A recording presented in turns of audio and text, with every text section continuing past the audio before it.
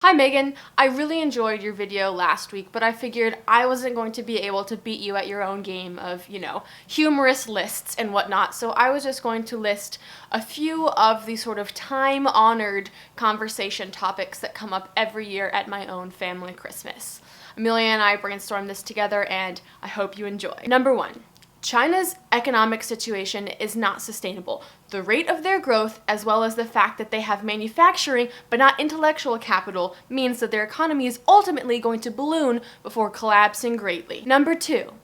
Strategies of tabletop board games like Risk and Monopoly and Twilight Struggle, how they compare, contrast, and the best ways to go about dominating each one. There is what I like to call the Great Spice debate, wherein some members of my family argue about the age of certain spices in cabinets and whether or not it is okay to use them in certain beverages. However, this really just boils down to a sort of logistical and tactical nightmare in regards to who gets the kitchen when and for how long and using what objects. Going back to economics, you know what else isn't tenable? The euro. Trying to band together all of these diverse economies under one currency when their political systems are not embedded and you still have all of these various, very deeply embedded ideological ideas about nationality and whatnot within Europe means that ultimately the currency as it exists is going to fail and everything should just go back to individual country currencies. William and Mary. Followed closely by another favorite topic of conversation, my cousin William.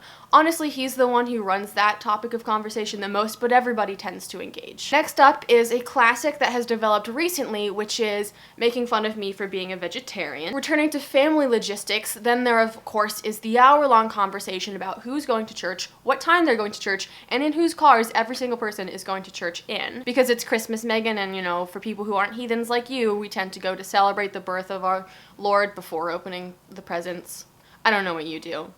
Probably a goat sacrifice or something. Next up is a time-honored tradition of discussing why would the stores still be open on Christmas, despite the fact that multiple people tend to take advantage of that for running out and getting things that they had forgotten to get previously, but still griping about the fact that the stores are open, but shouldn't be. Finally, my personal favorite that was a hilarious game when we were little, but now just tends to be an obnoxious show of physics and geography.